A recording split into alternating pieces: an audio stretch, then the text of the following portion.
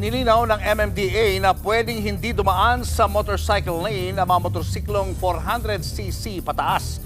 Umalmar yan ang ilang rider dahil pabor daw kasi yan sa mga mayayaman. Nasa frontline na balitang yan si Gerard de la Peña.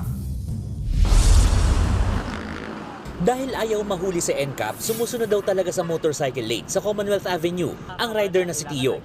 Yun nga lang, medyo bumagal po yung yung pagbiyahe ko po. Mas naging traffic po ngayon.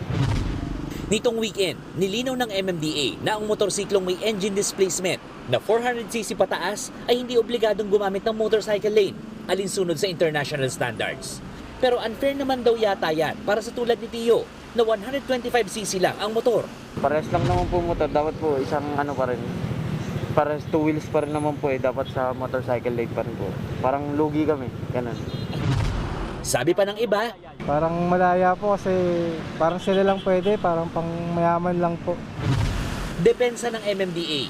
Yung 400cc and up, ang pagbalansi noon mas mahirap. At pag yun na tumaob, ang domino effect, di ba? Pag humarurot yan, nasa lasa kayo para kayong binangga ng kotse. Yun po ang reason yan. Sinasabi, pinapaboran namin dahil mayaman. Hindi po. For your safety yan. Hindi rin daw pinapayagan ang mga 400cc pataas na mag-lane splitting o sumingit sa dalawang sasakyang nasa magkatabing lane.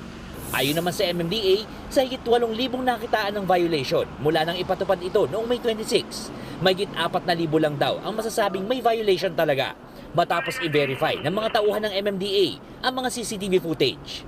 May isip po yan, tao po ang nagre-review niyan, may puso, na pag mga minor violations like tumungtong lang ng guhit, capture ng AI, yung mga ganun po, ini-invalidate na po natin automatic.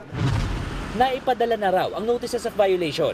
Kung sa tingin nila ay wala silang nilabag, maaaring magpadala ng apela sa online platform ng MMDA.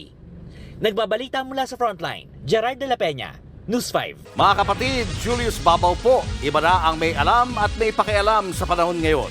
Para sa Frontline ng mga balita, mag-follow at mag-subscribe sa social media pages ng News 5.